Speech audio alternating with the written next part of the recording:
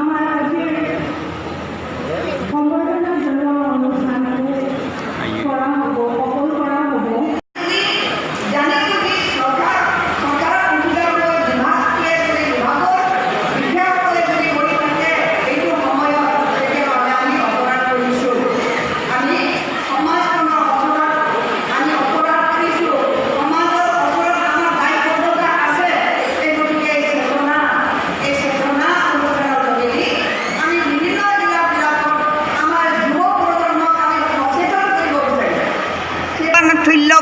পূজা কৰা হয়, সন্মান কৰা হয়, আদৰ কৰা হয়, কিন্তু কিছুমান সমাজত আমি দেখা পাইছোঁ সকলোৱে নহয় কিছুমান ব্যক্তি বিশেষে নিজৰ মাতৃ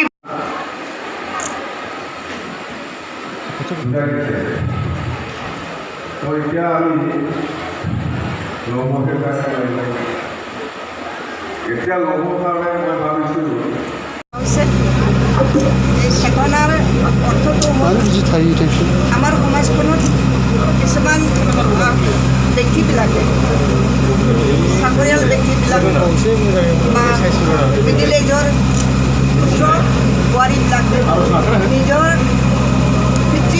আৰু মাতৃসকলক অৱহেলা কৰাটো আমি দেখা পাইছোঁ। আমাৰ সমাজত এইটো এটা ব্যাধিৰ নিচিনা হৈছে।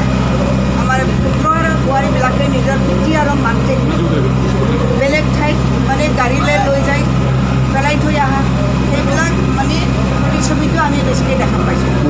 সেইটো সমাজৰ এটা ব্যাধিৰ নিচিনা হৈ যাব। গতিকে সেইটো আমি ৰোধ কৰিব বিচাৰিছোঁ।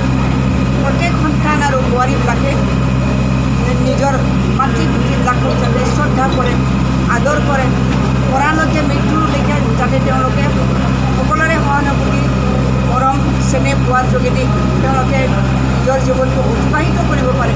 তাৰ কাৰণে আমি এই সজাগতাটো আনিব বিচাৰিছোঁ, চেতনা আনিব বিচাৰিছোঁ। সমাজক আমি চেতনা যোগাই তুলিব বিচাৰিছোঁ যে নিজৰ পিতৃ মাতৃসকলক শ্ৰদ্ধা কৰক। এতিয়া আমাৰ মেছেজ হয়। মাননীয় মুখ্যমন্ত্ৰী ডাঙৰীয়াই এই ক্ষেত্ৰত যথেষ্ট সচেতন।